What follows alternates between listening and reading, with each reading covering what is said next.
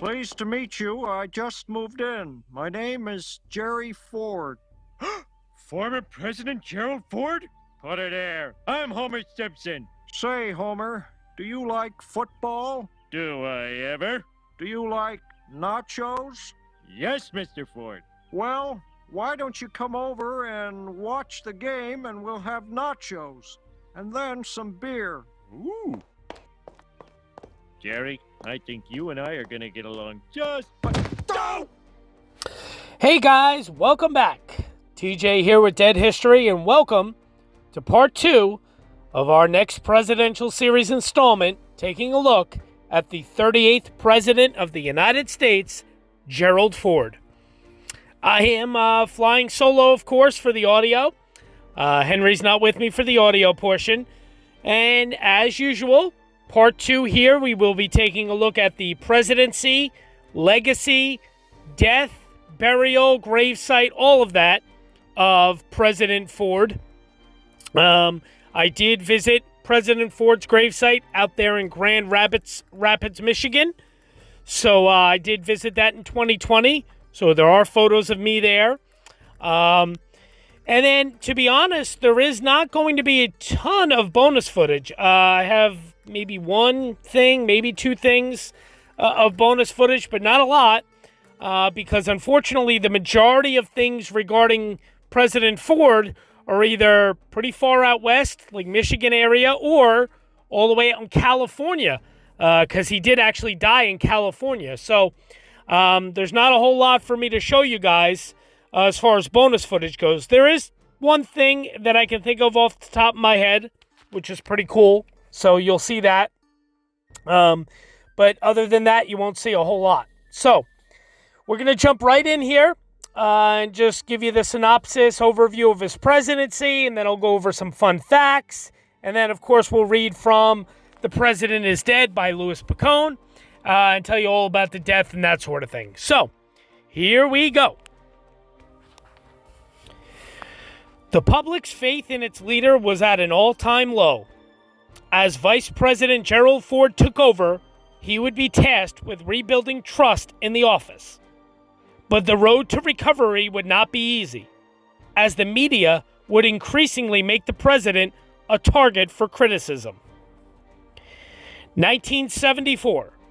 The 38th President, Gerald Ford, was in uncharted territory. He was the first vice president to take office after the resignation of a president, and he had not even been elected vice president. Nixon had appointed him. Ford had been minority leader of the House of Representatives when the sitting vice president, Spiro Agnew, had to resign as part of a plea bargain for tax evasion. And Nixon, after consultation with congressional leaders, selected Ford to be vice president. You know, Jerry Ford is a guy who could get along with people on both sides of the aisle, and also outside of the Beltway. He came across as somebody who could be trusted, and the nation was in desperate need of a political leader that they could trust. But one of Ford's first actions proved incredibly controversial. I have learned already in this office that the difficult decisions always come to this desk. I must admit that many of them do not look at all the same as the hypothetical questions that I have answered freely and perhaps too fast on previous occasions.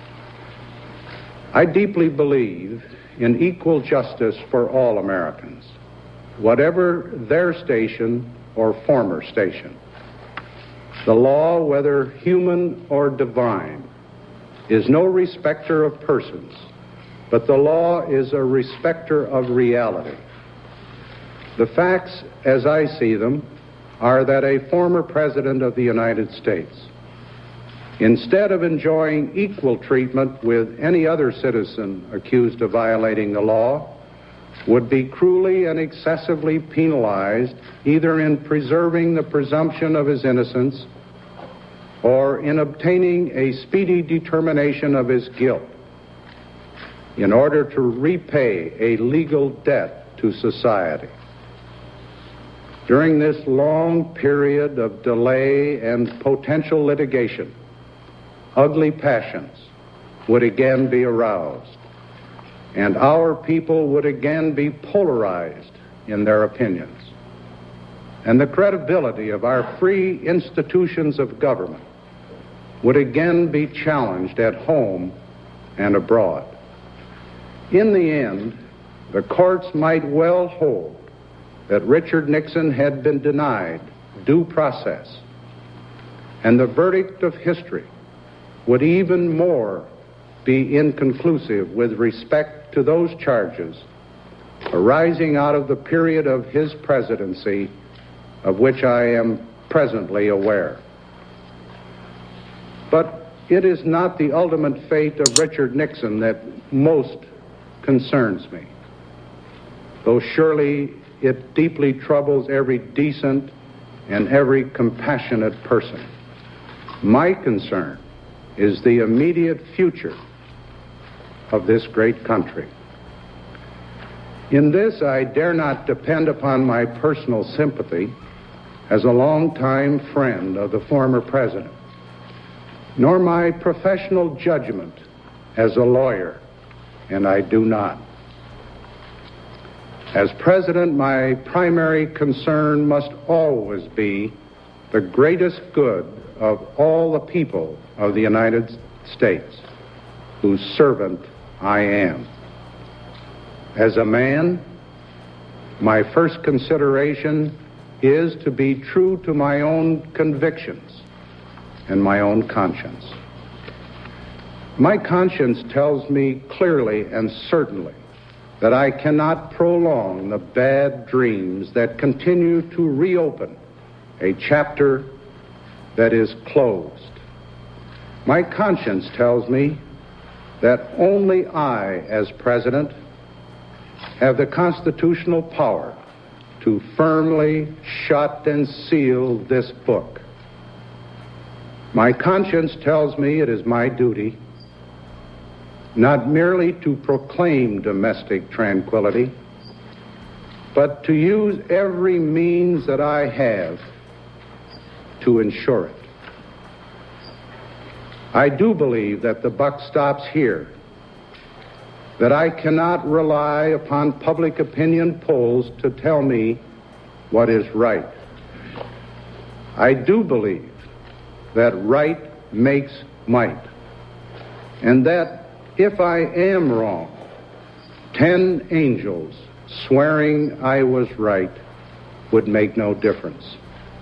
I do believe with all my heart and mind and spirit that I, not as president, but as a humble servant of God, will receive justice without mercy if I fail to show mercy.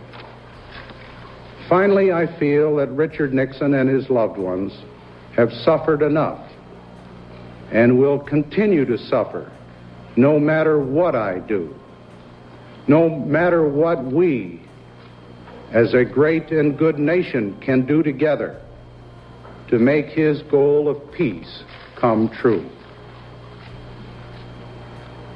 Now, therefore, I, Gerald R. Ford, President of the United States, pursuant to the pardon power conferred upon me by Article 2, Section 2 of the Constitution, have granted, and by these presents do grant, a full, free, and absolute pardon unto Richard Nixon for all offenses against the United States which he, Richard Nixon, has committed or may have committed or taken part in during the period from July 20, 1969 through August 9, 1974.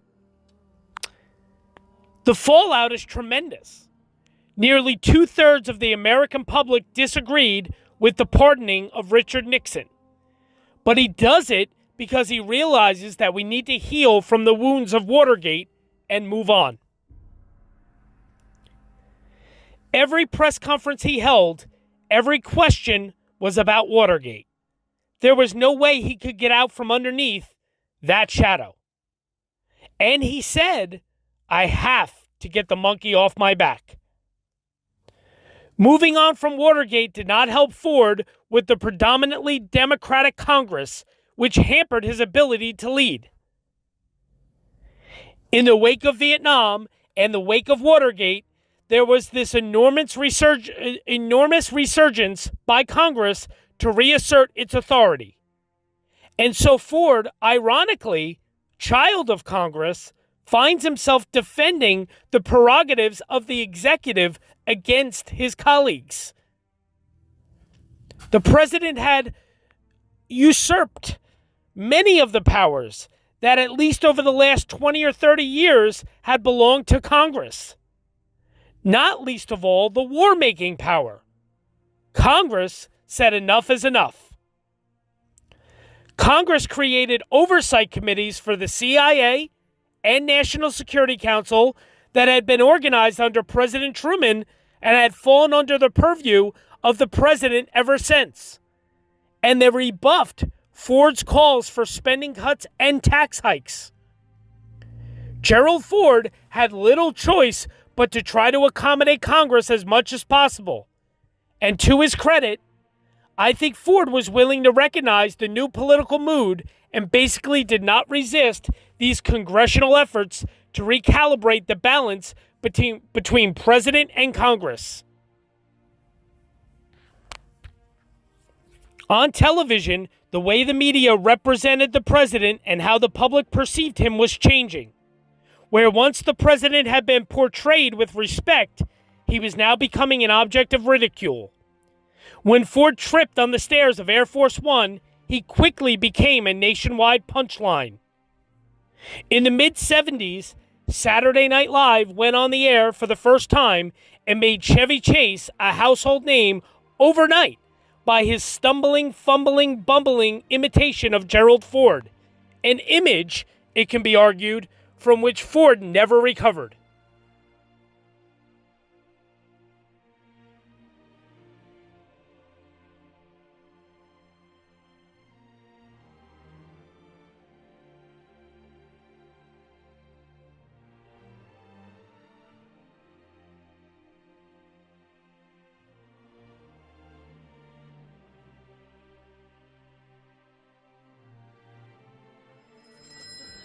Hello. This is a very difficult and controversial subject, an issue for the American people, and I have given a great deal of long, hard thought to this. From both sides, I think this may well be the most sensitive issue in the campaign. What was the question? 10 seconds, Mr. President. 5, 4, My fellow Americans, 3, 2. Merry Christmas to all of you and good evening. Ladies and gentlemen, the President of the United States. Join me for this.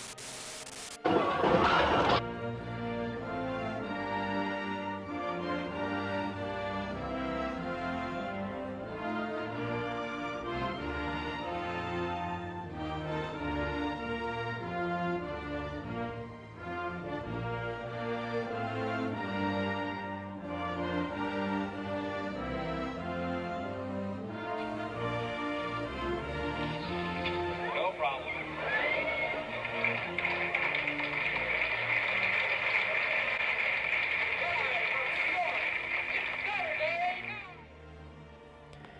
The rap on Gerald Ford as this bumbler was such a bum rap.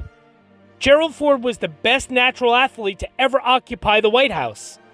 But he slipped coming down the stairs, and the media has become such an echo chamber that 80% of what is reported on the media is what other media are saying.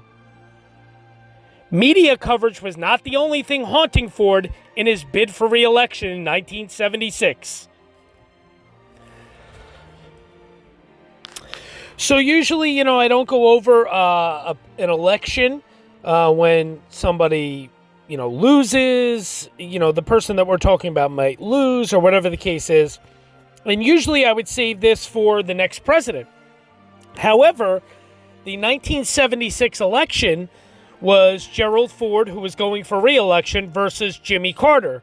And Jimmy Carter won the presidency. So, Jimmy Carter's still alive, though. You know, he's like 96 years old or something like that. So, we're not doing a video yet on Jimmy Carter. So I figured, why not, right? Why not go over the 1976 election a little bit? So it was the Democrat Jimmy Carter from Georgia. His running mate was Walter Mondale.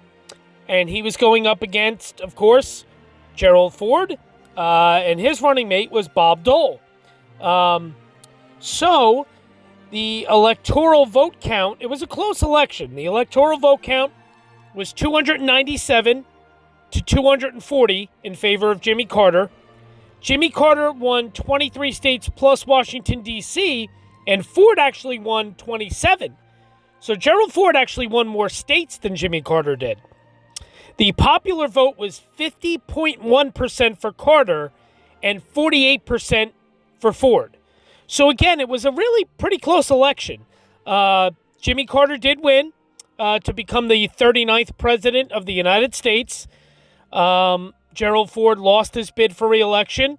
I'm sure you're seeing the maps that I always show and, you know, maybe some campaign posters and that sort of thing. But I did want to touch on that. Usually I would not do that in this video, but I thought it was definitely pertinent for me to kind of go over that since we're not going to be doing a video on Jimmy Carter, at least not right now, and hopefully not for a while. So there you go. The 1976 presidential election in which Gerald Ford lost his bid for re-election. Now some fun facts regarding Ford. Pardoning Nixon earned him a ton of grief. When Ford took office on August of 1974, the American public looked on to see how he would basically determine the fate of the man he was replacing.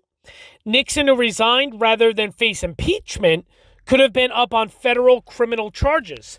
But Ford opted to grant him a full pardon, reasoning that a prolonged trial and punishment wouldn't allow the country to move past the controversy. Immediately, his White House press secretary, J.F. Terhost, left his job after determining that he could not, in good conscience, support Ford's decision to pardon former President Nixon. So, brought him a lot of grief. Gerald Ford took being a comedic target in stride. Despite his background as an athlete, he played football in Michigan. Ford had the misfortune of being caught on camera when he suffered an occasional lapse in klutziness. He once tripped down the stairs while deboarding Air Force One. While skiing, a chairlift hit his back. The footage inspired Chevy Chase's portrayal of Ford as a klutz on Saturday Night Live, which Ford took in stride. Sensing the American public wanted someone less like the studious, humorless Nixon, he actually, this is pretty cool, he actually appeared on SNL and once pulled up a tablecloth next to Chase during a formal dinner in 1975. The portrayal of me as an oafish ex-jock made for a good copy, Ford wrote. It was also funny. So there you go. Gerald Ford did not speak the most good. In addition to Ford's clumsiness, he had a lot to dine out on when it came to some of Ford's Yogi Bear-esque tongue slips. Americans, he once said, were possessed of a strong work ethic, while sickle cell anemia was a disease for which he offered sympathy. So he often misspoke a bit. This is kind of a funny little story. He once locked himself out of the White House. Ford, who was a dog lover, adopted a golden retriever the family named Liberty. And after he had already taken office, this was. Calling a breeder in Minneapolis, the White House photographer and friend of Ford's, David Ketterly, told the kennel's owner he was acting on behalf of a middle-aged couple that live in a White House with a big yard. One night, the trainer was absent, and Liberty approached Ford at 3 a.m. to be let out. After doing her business on the south lawn, the dog and Ford tried to get back inside. When no one sent the elevator back down, Gerald Ford decided to take the stairs. The door to the second floor swung only one way. He got out, but he couldn't get back in. Eventually, the Secret Service was alerted to his absence and let him inside. So, pretty funny little story there. This is something I did not know. Gerald Ford was the target of 2 assassination attempts in the same month. Had it been up to 2 different women, Ford would not have lived to the ripe age of 93. On September 5th of 1975, a disciple of Charles Manson's named Lynette Squeaky Fromm pulled out a .45 pistol during Ford's visit to Sacramento, California, in the hopes of winning Manson's approval. She was unable to fire a shot before the Secret Service apprehended her. And then in San Francisco 17 days later, Ford's life was again threatened by a woman named Sarah Jane Moore, a left-wing activist prone to mood swings. Moore was able to fire, though the bullet didn't land anywhere near Ford. Both women were charged with attempted murder and stood trial. Fromm was sentenced to life and was released in 2009. Moore was also sentenced to life but got paroled in 2007. So there you go, pretty interesting. Gerald Ford considered a co-presidency with Ronald Reagan. A former president has never gone on to become a running mate for a presidential candidate, but Ford thought about it. In 1980, as Ronald Reagan was preparing for a Republican nomination, his team thought Midwesterner Gerald Ford would be appealing to voters who felt distanced by Reagan's West Coast presence. Gerald Ford, however, chafed at the diminished powers of a vice president and instead asked that Reagan's campaign consider a co-presidency ticket that would give him greater influence in office. This is pretty interesting. I never knew this. The idea was floated, but Reagan was ultimately unwilling to cede so much influence to Ford. He ran and won with George H.W. Bush instead.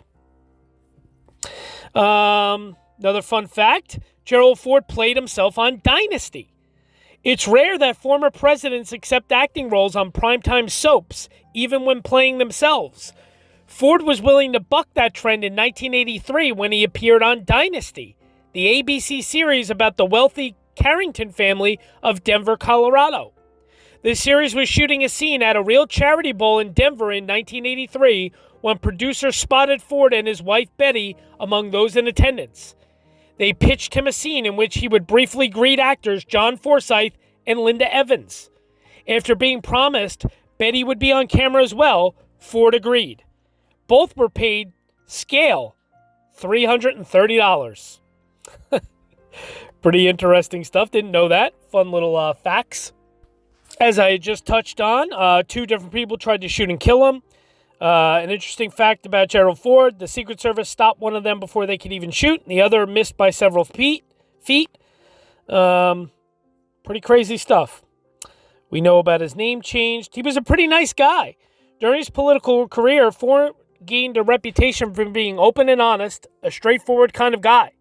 An interesting fact about Gerald Ford is that it was these qualities that opened the door to the White House. When it came time to appoint a new vice president, Ford was the only Republican that Democrats would approve because of these exact qualities. And as president, he showed forgiveness.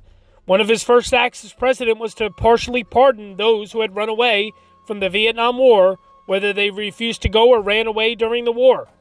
Near the end of the war, Ford flew 237,000 anti-communist Vietnamese refugees out of Vietnam. Many of the refugees found a home in the United States.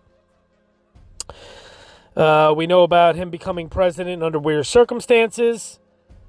Gerald Ford was not afraid to stand his ground. Ford was a man of his principles, and he wasn't afraid to deal with his issues himself without hiding behind people. Gerald Ford gave Nixon a full pardon, which means Nixon did not face any jail time for his offenses. Many Americans were not happy with this decision, but he stood by it and went before Congress to defend himself. Want another example of this? Ronald Reagan, the next Republican president after Ford, we know that, offered Ford the position of vice president. However, Reagan was one of the main reasons Ford didn't win a second term for presidency. Now, that might detract some points on Ford's forgiveness score, but it also shows he isn't willing to swallow his pride for a power grab. He stood his ground. We know about his clumsiness. He was a bit clumsy. Here's a quote from one critic of Ford. Ford was a loser, a bumbler, a misfit president who for some reason or other was prone to slip on airplane ramps, bump his head on helicopter entrances, entangle himself in the leashes of his family dog, and fall from skis in front of television cameras that showed him asprawl in the snow. Interesting. He was a president of firsts. Gerald Ford made history in several ways. He was the first to be president and vice president without being elected. Yes, but he has claims to other firsts as well. He was the first president to testify before Congress while he was still president. He defended his pardon of former President Nixon. He was also the first president to participate in public debates with his opposition in the 1976 election, once again showing that willingness to stand his ground and deal with issues himself. He was also the first Eagle Scout to be president. We know that.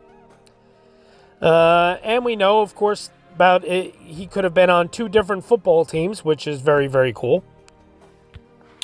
So Ford, some more fun facts. He was a devoted husband. On October 15th of 1948, Ford married Elizabeth Bloomer Warren. We know her, of course, as Betty Ford.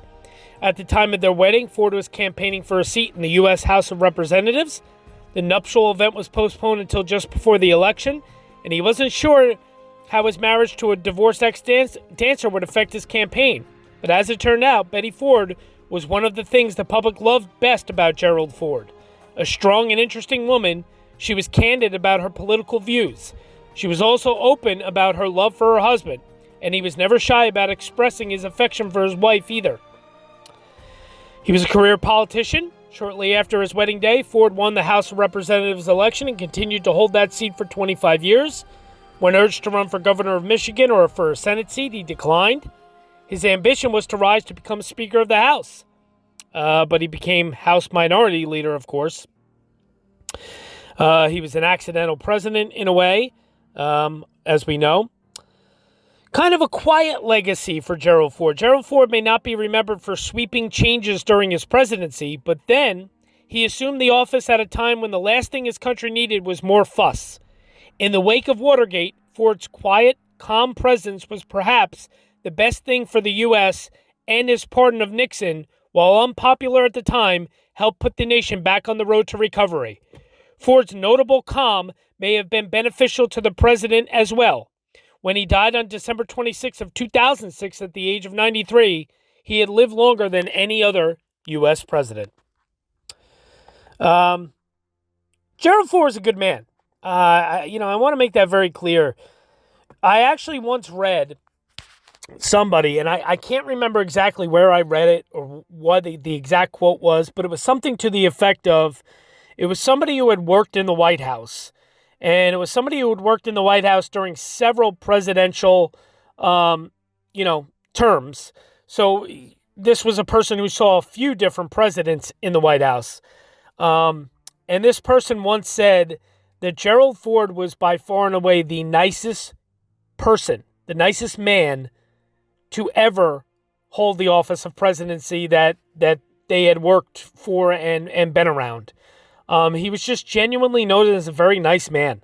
I think he does get a little underrated in a way because, yes, he may not have done a whole lot of sweeping reforms and that sort of thing.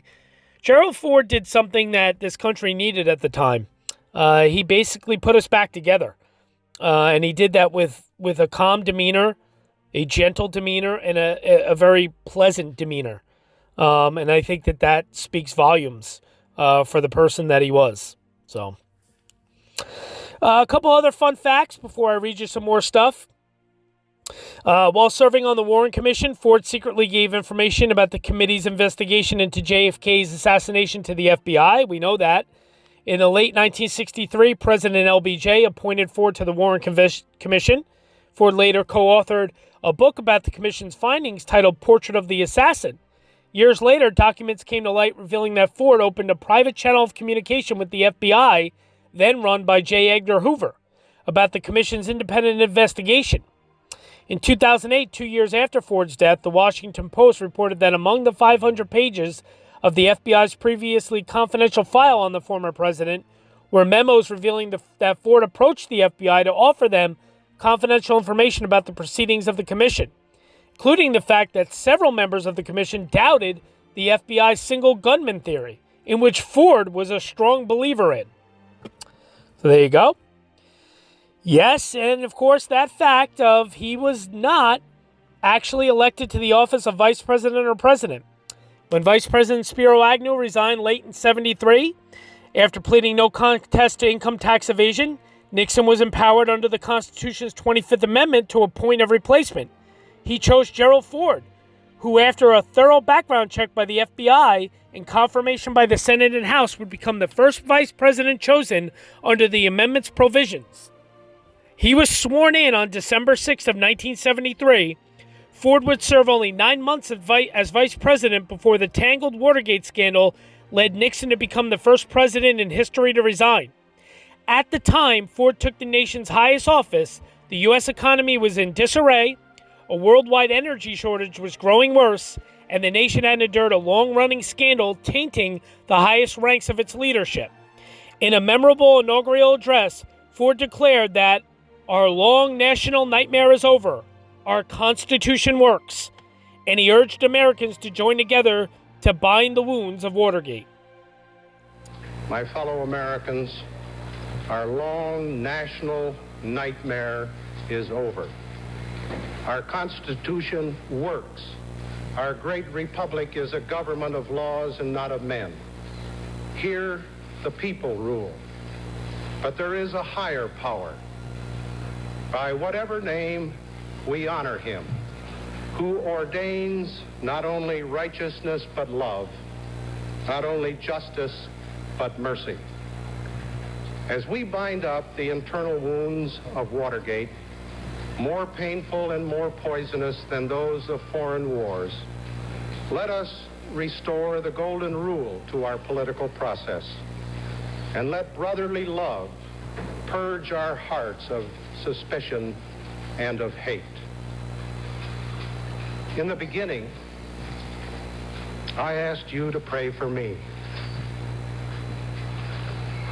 Before closing, I ask again your prayers for Richard Nixon and for his family. May our former president, who brought peace to millions, find it for himself. May God bless and comfort his wonderful wife and daughters, whose love and loyalty will forever be a shining legacy to all who bear the lonely burdens of the White House. He stood by his decision to pardon Nixon, even though it might have cost him re-election.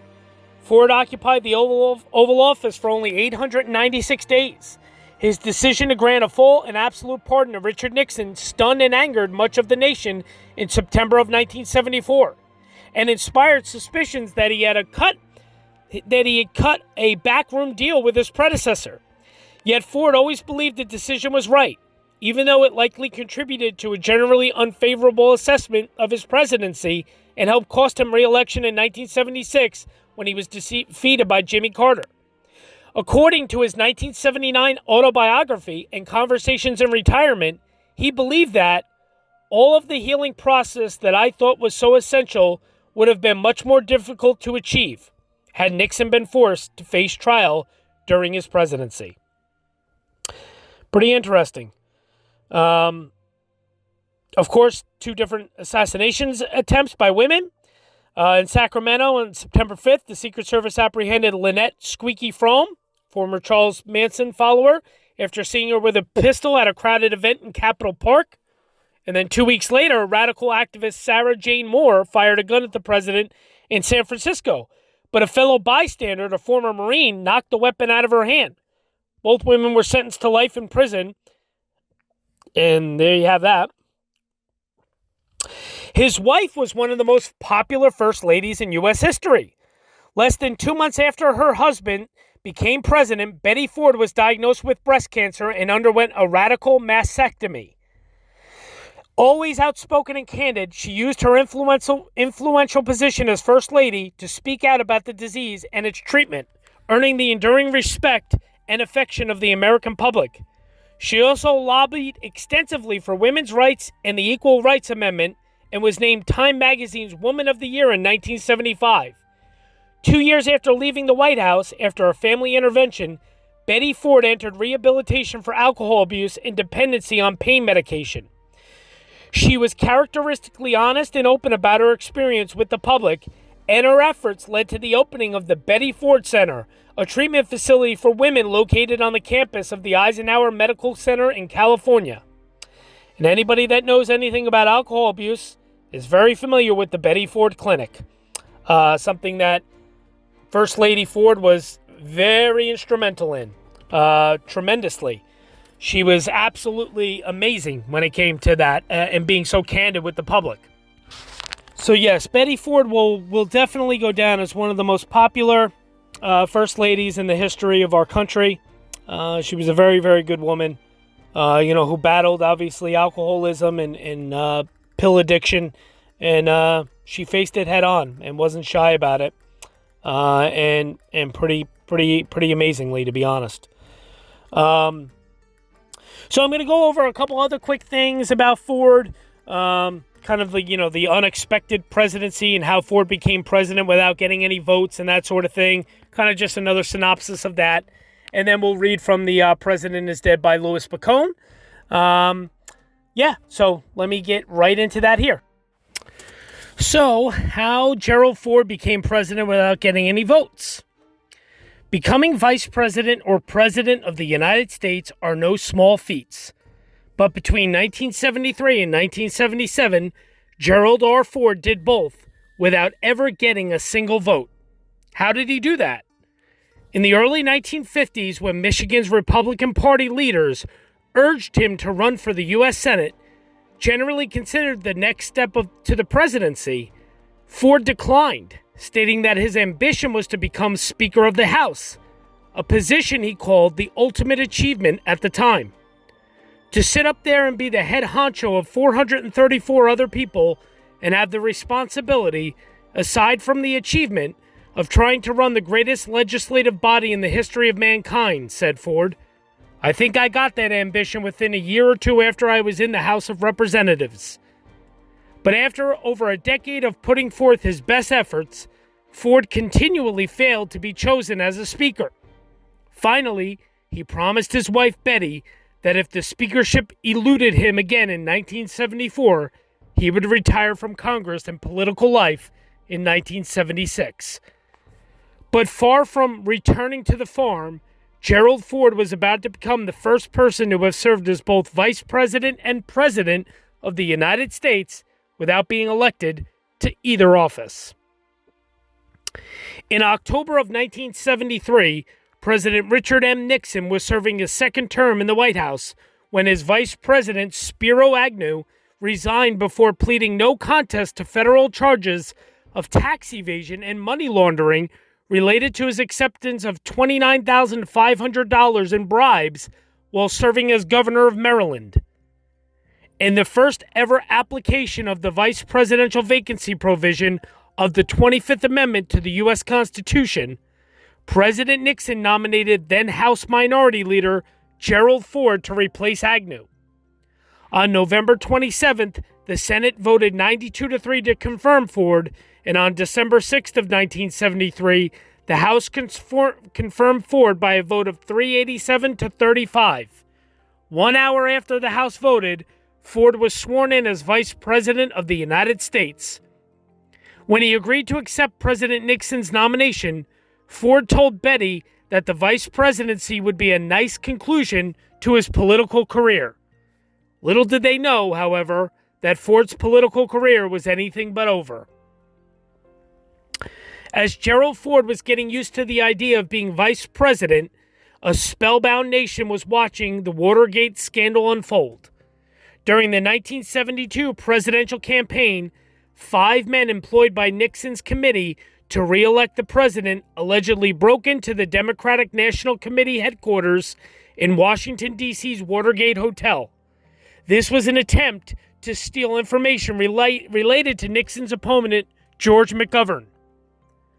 On August 1st of 1974, after weeks of accusations and denials, President Nixon's Chief of Staff, Alexander Haig, visited Vice President Ford to tell him that the smoking gun evidence in the form of Nixon's secret Watergate tapes had been exposed. Haig told Ford that conversations on the tapes left little doubt that President Nixon had taken part in, if not ordered, the cover-up of the Watergate break-in. At the time of Haig's visit, Ford and his wife Betty were still living in their suburban Virginia home while the vice president residence in Washington, D.C. was being renovated. In his memoirs, Ford would later say of the day, "Al Haig asked to come over and see me to tell me that there would be a new tape released on a Monday, and he said the evidence in there was devastating and there would probably be either an impeachment or a resignation. And he said, I'm just warning you that you've got to be prepared, that these things might change dramatically and you could become president." And I said, "Betty, I don't think we're ever going to live in the vice president's house." With his impeachment almost certain, President Nixon resigned on August 9th of 1974. According to the process of presidential succession, Vice President Gerald R. Ford was immediately sworn in as the 38th President of the United States. In a live, nationally televised speech from the East Room of the White House, Ford stated, "I am acutely aware that you have not elected me as your president by your ballots, and so I ask you to confirm me as your president with your prayers." President Ford went on to add, "My fellow Americans, our long national nightmare is over. Our Constitution works. Our great republic is a government of laws and not of men. Here, the people rule. But there is a higher power, by whatever name we honor him, who ordains not only righteousness, but love, not only justice, but mercy. Let us restore the golden rule to our political process, and let brotherly love purge our hearts of suspicion and hate." When the dust had settled, Ford's prediction to Betty had come true. The couple moved into the White House without ever living in the vice president's house. As one of his first official acts, President Ford exercised Section 2 of the 25th Amendment and nominated Nelson A. Rockefeller of New York to be vice president. On August 20th of 1974, both houses of Congress voted to confirm the nomination, and Mr. Rockefeller took the oath of office on December 19th of 1974. On September 8th of 1974, President Ford granted former President Nixon a full and unconditional presidential pardon, absolving him of any crimes he might have committed against the United States while serving as its president. In a nationally televised TV broadcast, Ford explained his reasons for granting the controversial pardon, stating that the Watergate situation had become a tragedy in which we all have played a part. It could go on and on and on, or someone must write the end to it. I have concluded that only I can do that, and if I can, I must. Now, had it happened prior to the ratification of the 25th Amendment on February 10th of 1967, the resignations of Vice President Agnew and then President Nixon would have almost certainly triggered a monumental constitutional crisis. The 25th Amendment superseded the wording of Article 2, Section 1, Clause 6 of the Constitution, which failed to clearly state that the Vice President becomes President if the President dies, resigns, or otherwise becomes incapacitated and unable to perform the duties of the office. It also specified the current method and order of presidential succession. Prior to the 25th Amendment, there had been incidents when the president was incapacitated. For example, when President Woodrow Wilson suffered a debilitating stroke on October 2nd of 1919, he was not replaced in office. First Lady Edith Wilson, along with the White House physician Carrie T. Grayson, covered up the extent of President Wilson's disability. And for the next 17 months, Edith Wilson actually carried out many presidential duties. On 16 occasions, the nation went without a vice president because of the vice president had died, or become president through succession. For example, there was no vice president for almost 4 years after the assassination of Abraham Lincoln. The assassination of President John F. Kennedy on November 22nd of 1963 prompted Congress to push for a constitutional amendment. Early erroneous reports that Vice President Lyndon Johnson had also been shot created several chaotic hours in the federal government. Happening so soon after the Cuban Missile Crisis and with Cold War tensions still at a fever pitch, the Kennedy assassination forced Congress to come up with a specific method of determining presidential succession.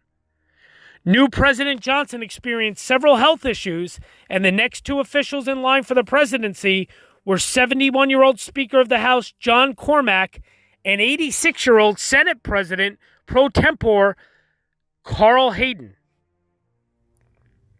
Within 3 months of Kennedy's death, the House and Senate passed a joint resolution that would be submitted to the states as the 25th Amendment.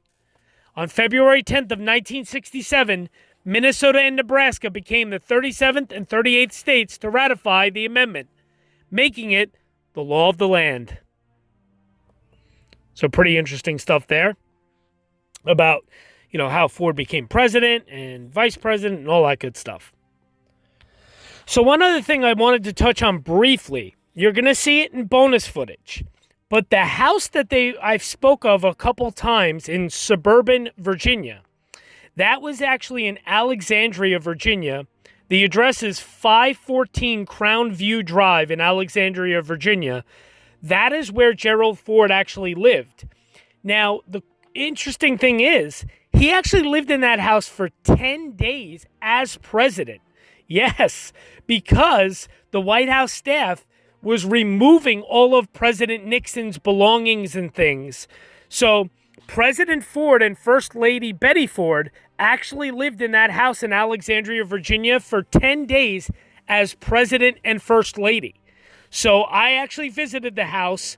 There is now a plaque by the front door. It is a private residence, so I didn't go up to the plaque. But there is a plaque indicating that it was President Ford's house and also when he was Vice President Ford's house. So I will show you that in bonus footage, that house. But I did want to mention that when you guys get to that, I don't want you to be like, what the heck is this? That is what it is. So just so everyone knows. Now, it is time for us to read from, of course, The President is Dead by Louis Bacone, the book we read from every week regarding the deaths and burials of our presidents. So here we go.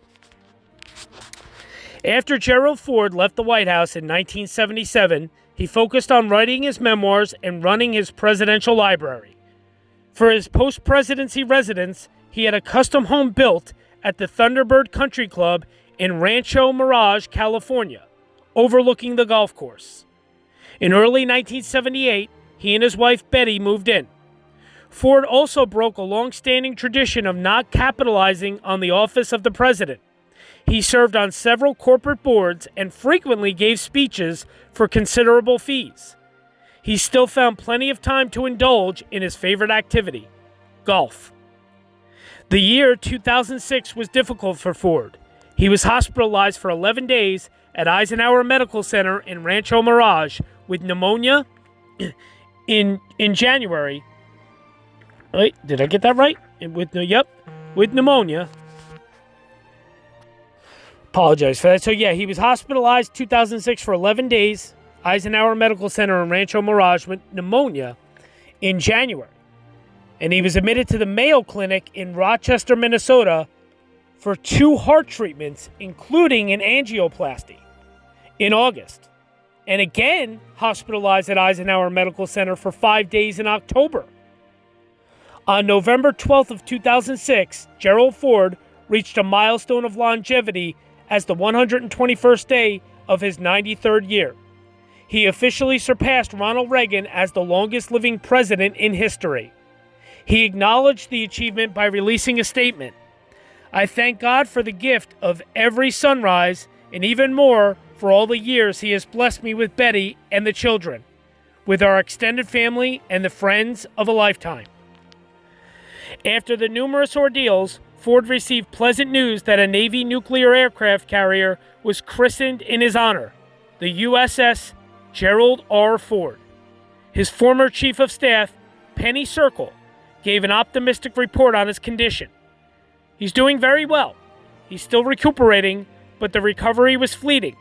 Toward the end of the year, Ford wrote a note to his fellow country club members about the Bob Hope Classic Golf Tournament planned for January, lamenting that he was not the athlete he used to be. With golf, as with football, I find myself repeating Bob Hope's mantra, thanks for the memories. Whether you are in the morning or evening of life, don't forget to look up and thank the guy that started this thing and created the exciting times we are all having or had.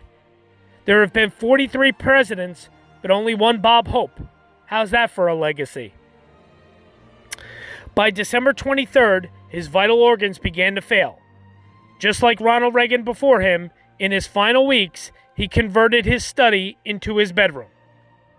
At 6:45 p.m. on Tuesday, December 26th of 2006, Gerald Ford died in his sleep. Betty and his 3 sons were at his bedside.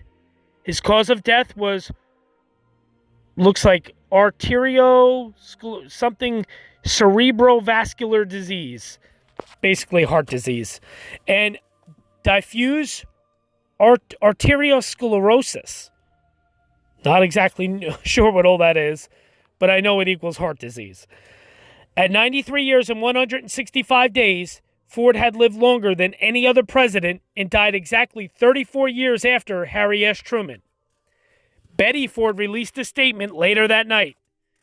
My family joins me in sharing the difficult news that Gerald Ford, our beloved husband, father, grandfather, and great-grandfather, has passed away at 93 years of age. His life was filled with love of God, his family, and his country. President George W. Bush released a statement from his home in Crawford, Texas. On August 9, 1974, he stepped into the presidency without ever having sought the office.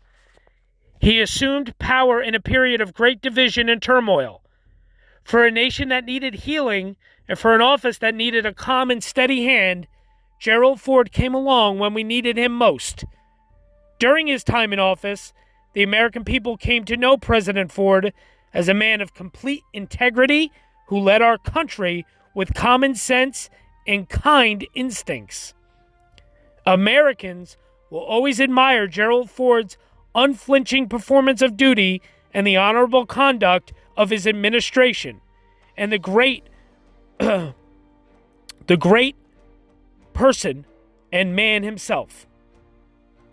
We mourn the loss of such a leader, and our 38th president will always have a special place in our nation's memory. President Ford lived 93 years, and his life was a blessing to America. And now this fine man will be taken to his rest by a family that will love him always, and by a nation that will be grateful to him forever. May God bless Gerald Ford. President Bush ordered all flags over federal buildings to be flown at half-mast. Ford's remains were taken to the Eisenhower Medical Center, where they stayed for the next 3 days. The service was held at St. Margaret's Episcopal Church in Palm Desert on Friday, December 29th. Security was tight in the affluent community. Helicopters hovered overhead, and Secret Service blocked off residential streets. So, the funeral was there at St. Margaret's Episcopal Church in Palm Desert, California. And that's obviously where it was held at first. Then there was funeral ceremonies for Ford at the rotunda of the United States Capitol building on December 30th. So his body was flown and taken to Washington, where there was a funeral service at the Capitol building, the rotunda there. And then finally, his body was flown back to Michigan, where he obviously is laid to rest.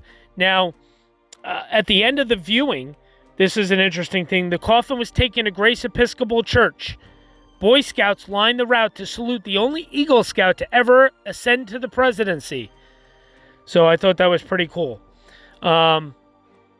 This is obviously, I'm talking in Grand Rapids, Michigan. So yeah, he is buried at the gravesite at the Gerald Ford Presidential Library and Museum in Grand Rapids, Michigan. That is where him and Betty Ford are both laid to rest. I visited there last year in 2020. The museum, of course, the library was closed. As a matter of fact, I think it's only the museum there. I think his library is actually, because I'm pretty sure Gerald Ford is the only president, and I could be wrong, but I'm pretty sure he's the only president where his library and his museum are separate. And I'm pretty sure that it's the museum where he's buried there in Grand Rapids, Michigan, and it's the library that is actually on campus at the University of Michigan.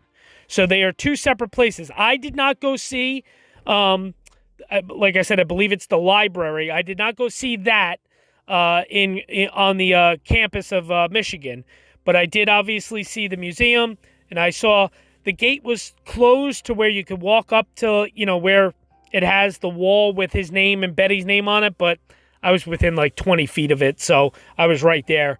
Yep, that is where he's buried. Now, where he died, it's actually he died in his home in that's where he actually, yes, the place, the site of his death was that home that was custom built, the home in Rancho Mirage, California, on December 26th of 2006. Now, that home is actually located at 40471 Sand Dune Road in Rancho Mirage, California.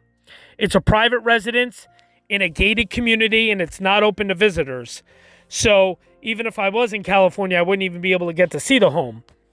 I will show you a couple pictures I found online, but that's about all I got for you with that. The Eisenhower Medical Center, where he was, that is located at 39000 Bob Hope Drive in Rancho Mirage, California. I obviously have not been out there to see that. The funeral was the St. Margaret's Episcopal Church. The St. Margaret's Episcopal Church is located at 47535 California 74 in Palm Desert, California. And then, of course, the grave is located on the grounds of the Gerald R. Ford Presidential Library and Museum. I think it's only the museum. And that is actually the library. It is, so they're saying the library. So maybe it's the museum that's on the campus. Either one. Somebody can help me out, I'm sure, in the comments. The library is located at 303 Pearl Street Northwest in Grand Rapids, Michigan.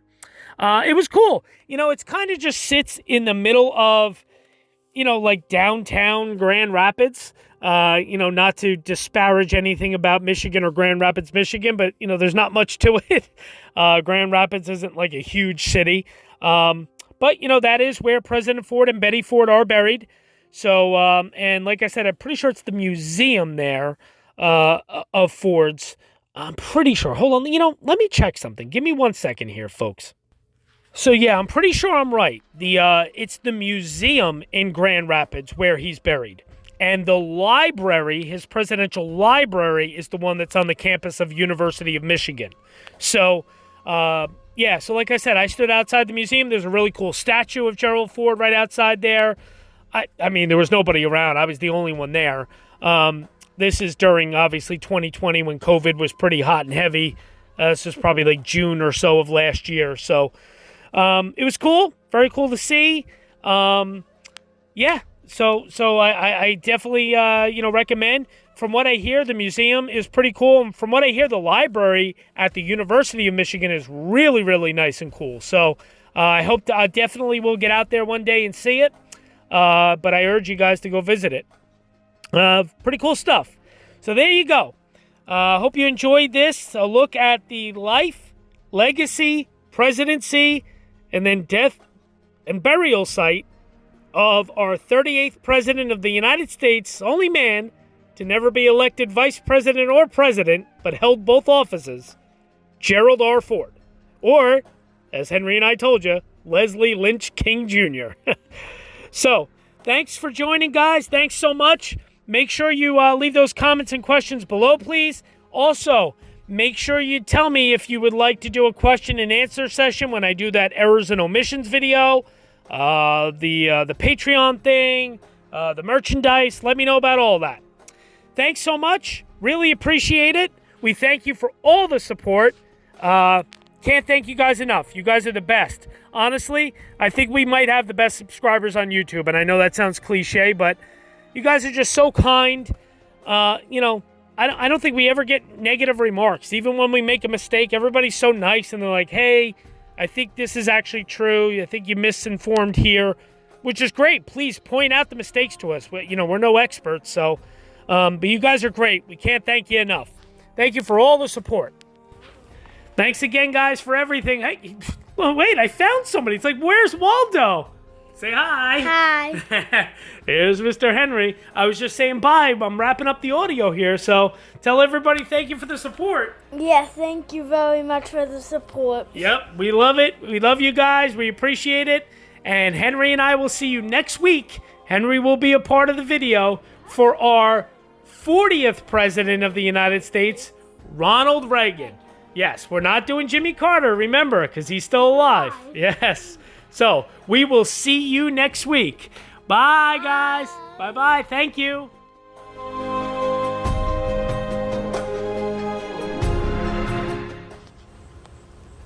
Hey, guys. TJ with Dead History here. And that house right behind me, that's actually, I'm going to flip you guys around here. That is actually the home of Gerald Ford. There's actually is a plaque. It is a private residence, so obviously I don't want to, be intrusive. However, you can actually see the plaque. I don't know if it'll let me zoom in. Yeah, there you go. So there appears to be a plaque now indicating that it was his residence. So Gerald Ford and Betty Ford, they lived here from 1955 until actually 10 days after he became president. The reason that he had to live here for 10 days is because the White House staff had to clear out all of President Nixon's belongings from the White House. So the Fords actually lived here for 10 days while Gerald Ford was president of the United States. So pretty cool thing. This is in Alexandria, Virginia. So, we're pretty much right outside of Washington, D.C. in the suburbs here. So pretty cool stuff. Just wanted to show you guys this. Thanks for stopping in, guys.